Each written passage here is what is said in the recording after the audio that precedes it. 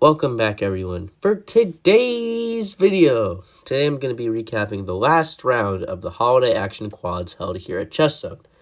As of now, I have a current score of 1.5 out of 2. And for the last round, I'm paired against Brad Lathrop. Very familiar name. I've played him a few times, and I've made videos about him on the channel. So you're likely familiar with it if you're a regular viewer, but if not, I'm just going to tell you a little bit about Brad. He's kind of on tilt now. He used to be above 1900, but he's having some subpar tournament history, and he's 1876. Also, going into the last game, Brad lost against Joseph Francis, who I played the first round. So Brad's mental state was not helping in terms of how he plays. So I don't know if you'll have to find out if Brad doesn't play as well as he would have against me because he got affected by the loss. And yeah, I'm just going to go ahead and say let's jump straight into the action. So Brad starts with e4, e5, and unlike Joshua Chaladurai, he does not play this weird c3, but he goes back to conventional chess and plays knight f3, knight c6, and we get a Rui Lopez with bishop to b5. And around 99% of the time, I go knight f6, going into the Berlin. But today, I decided to go for a different sideline. I play a6, which is the most popular move. It's called the Morphy defense. And just a quick pointer, this isn't free. This pawn isn't free because black has queen d4 and is going to pick up the pawn back with a little bit of interest. Something like this, and then white will initiate the delayed pawn cloud and going into the endgame. So usually people don't give the bishop up right away, but rather move the bishop back like Brad did. Oh, sorry, that was my computer making noise. I don't know if you guys heard that. So after bishop to a4, I'm less familiar with this, so I spend a little bit of time. I decided to go knight f6. b5 is also the main move. I'm sure you can play moves like bishop c5. I'm sure you can play like d6. Very playable, very flexible. But I go knight f6. Brad castles. I go knight takes e4. This is called the open variation.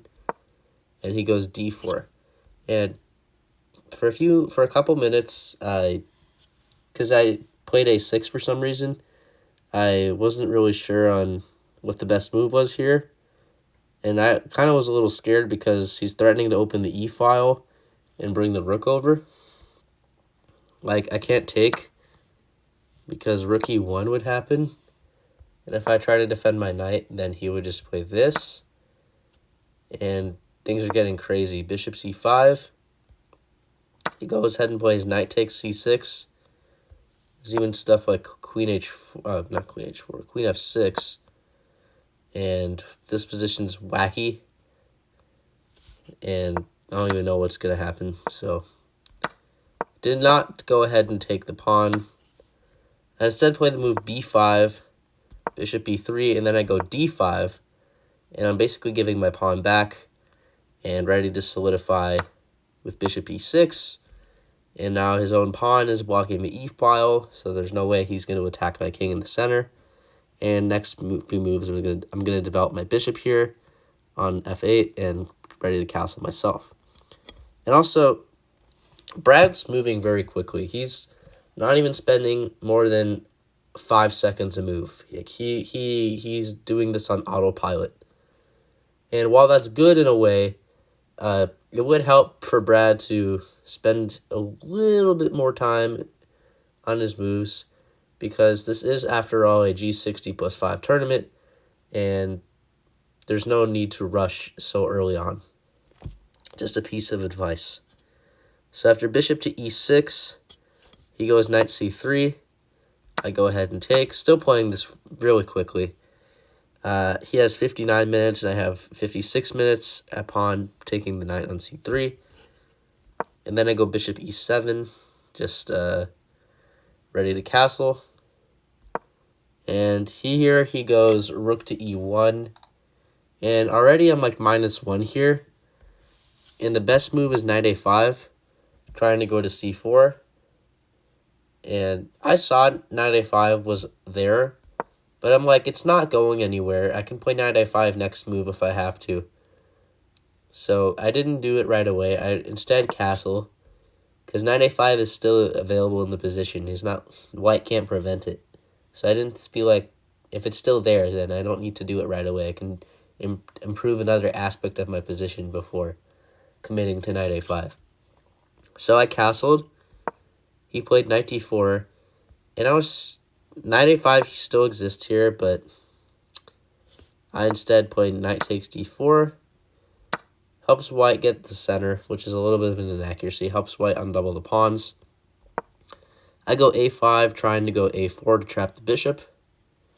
He goes c3, giving his bishop some room. I go queen d7, just connecting rooks, kind of a slow developing move. Bishop c2, bishop f5. I didn't want to let the queen go to d3. Let's say I play b4. Try to advance on the queen side.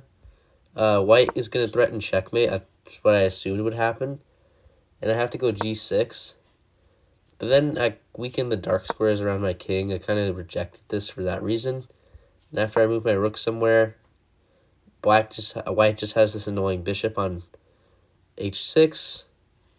And while I could offer trade on f8 or anything or something like that, I'd just be left with some holes around my king side, and I didn't feel like that was necessary at all.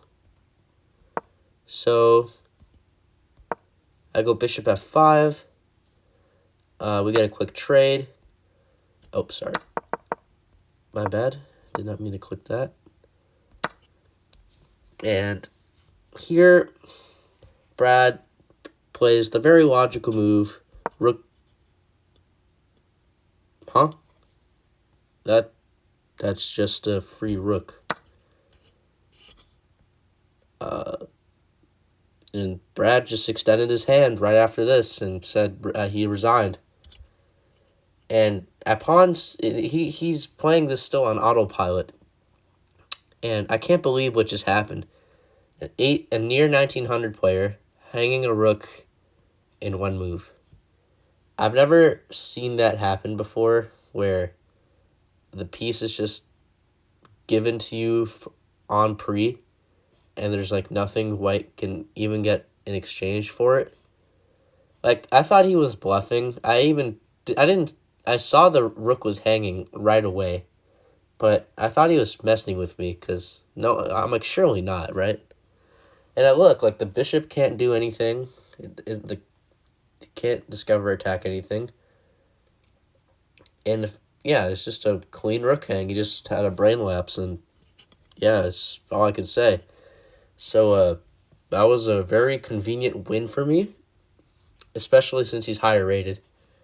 This isn't like Brad. Brad is known to persevere into the very late stages of the game, and this was just not his day.